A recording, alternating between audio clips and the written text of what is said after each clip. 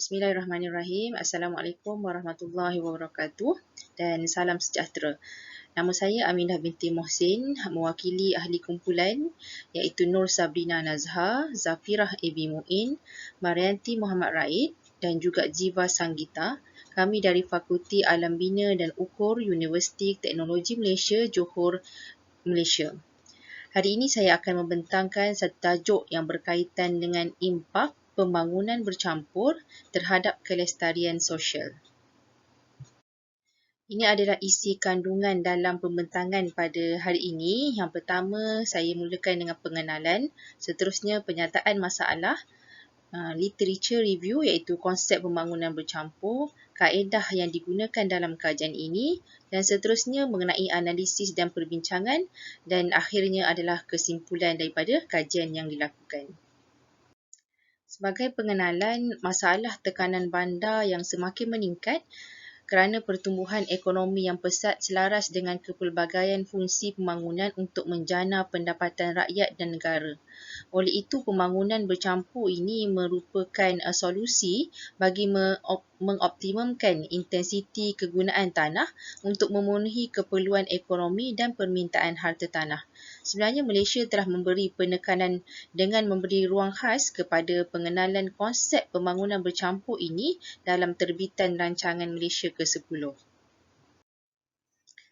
Istilah pembangunan bercampur berkembang dari semasa ke semasa dan ianya mempengaruhi piawaian perancangan pembangunan. Disebabkan pembangunan bercampur ini adalah sangat kompleks, jadi ia sukar dalam membuat perancangan spasial bagi mengawal seleh pembangunan bercampur dan kaedah pengozonan yang bergantung pada sesuatu kadaran tertentu.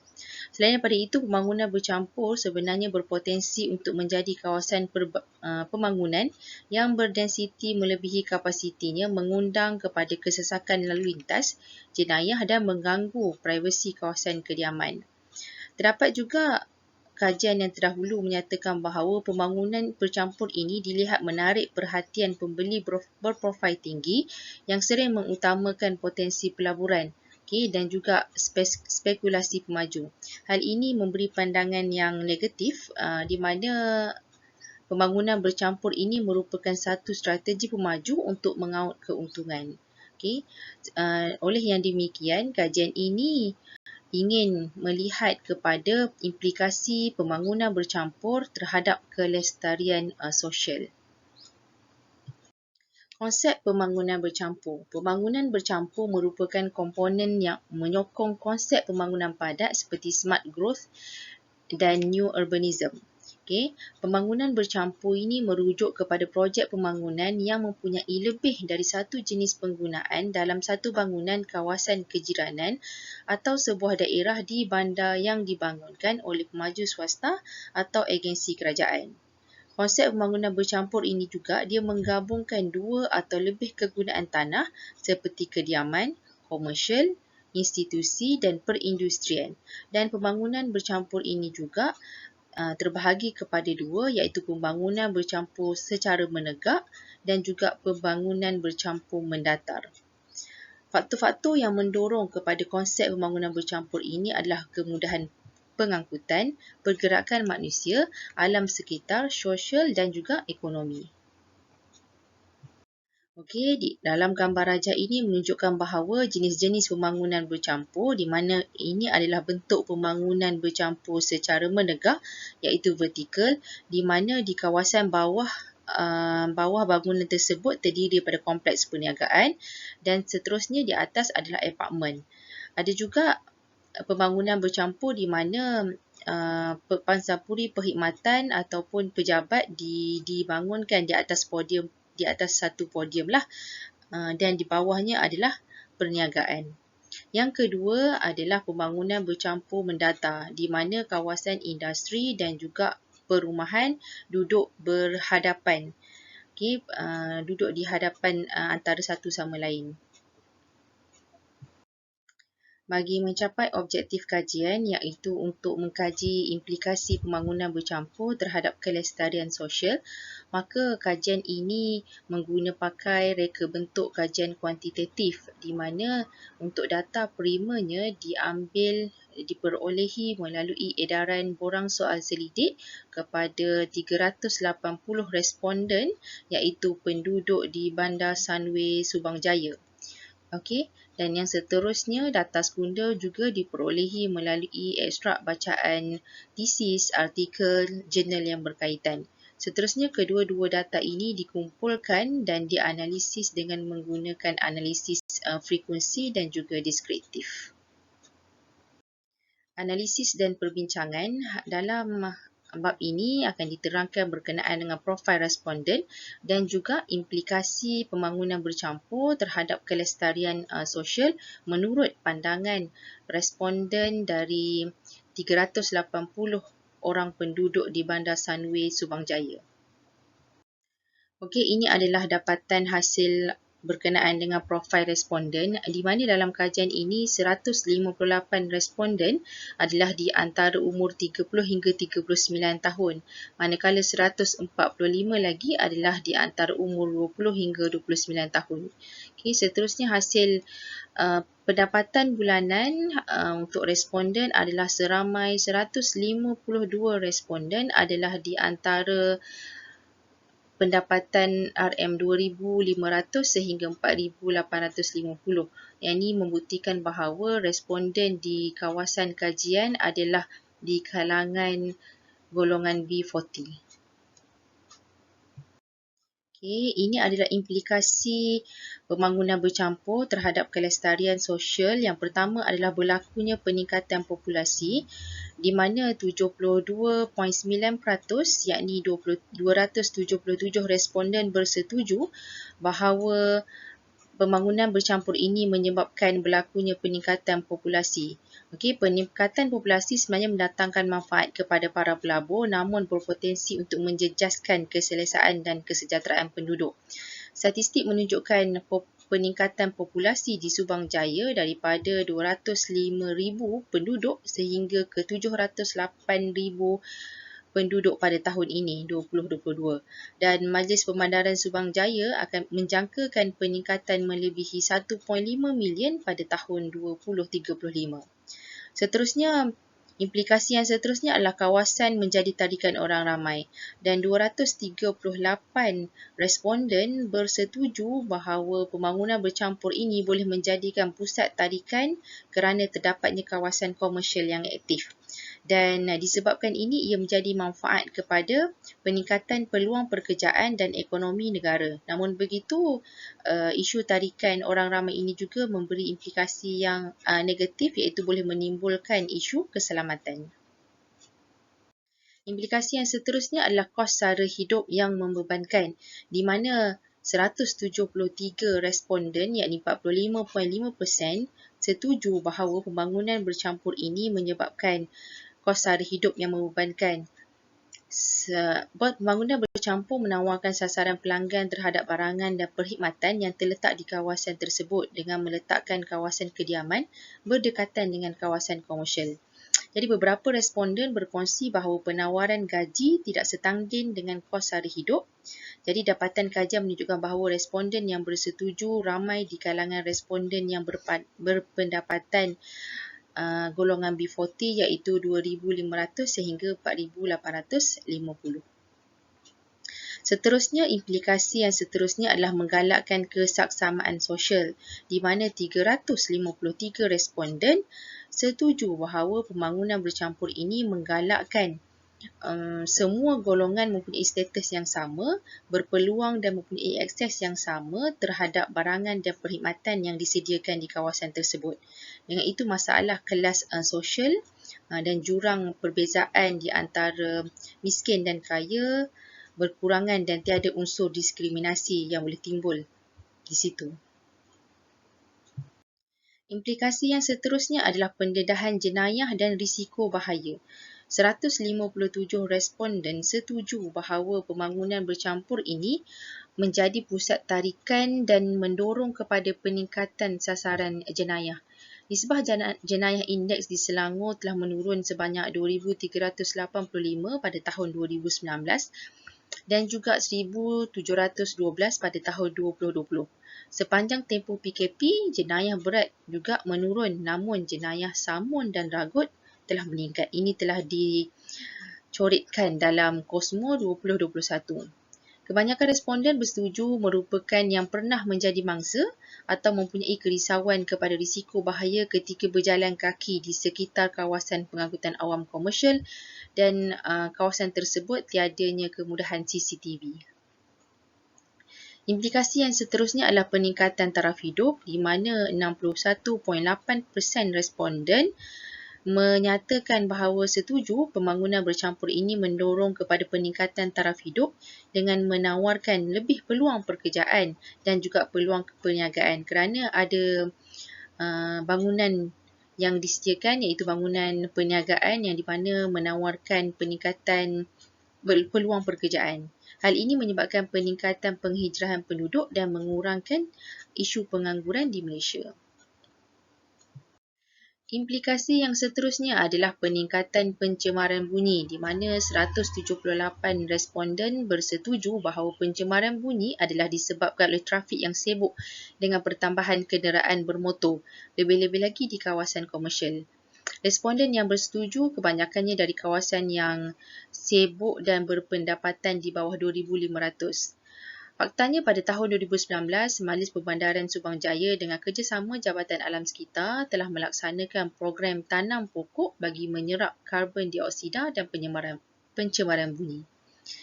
Seterusnya adalah peningkatan pencemaran udara di mana responden telah menyatakan bahawa pencemaran udara ni tidak dirasai di kawasan kediaman, namun ada ketikanya dapat dirasai di kawasan komersial dan di sekitar pembangunan yang masih lagi dalam pembinaan. Terdapat juga kemalangan yang terjadi di kawasan kajian pada 7 Februari 2020 di mana sebuah pangsapuri kediaman yang masih dalam pembinaan telah terbakar dan mengeluarkan asap tebal. Ini berlakunya pencemaran udara ketika itu. Namun begitu, Air Quality Index di kawasan kajian diparas 63 iaitu sederhana menurut Jabatan Alam Sekitar. Okey, implikasi yang seterusnya adalah berlakunya peningkatan dan juga penurunan terhadap nilai sewa dan nilai harta tanah. Hal ini di mana 291 responden menyatakan bahawa pembangunan bercampur ini kemungkinannya boleh meningkatkan nilai sewa kerana kemudasampaian. Segala kemudahan yang boleh diperolehi dengan mudah di kawasan kajian. Terdapat juga responden yang menyatakan bahawa pembangunan bercampur ini boleh menurunkan terhadap nilai sewa dan nilai harta tanah. Hal ini kerana berlaku disebabkan harga pasaran terlampau tinggi dan melebihi kemampuan kebanyakan orang. Jadi, pemilik biasanya boleh menurunkan nilai sewa dan nilai harta tanah bagi memastikan urus niaga di sana berlaku. Implikasi yang seterusnya adalah berkenaan dengan pelbagai pilihan membeli belah dan senang diakses.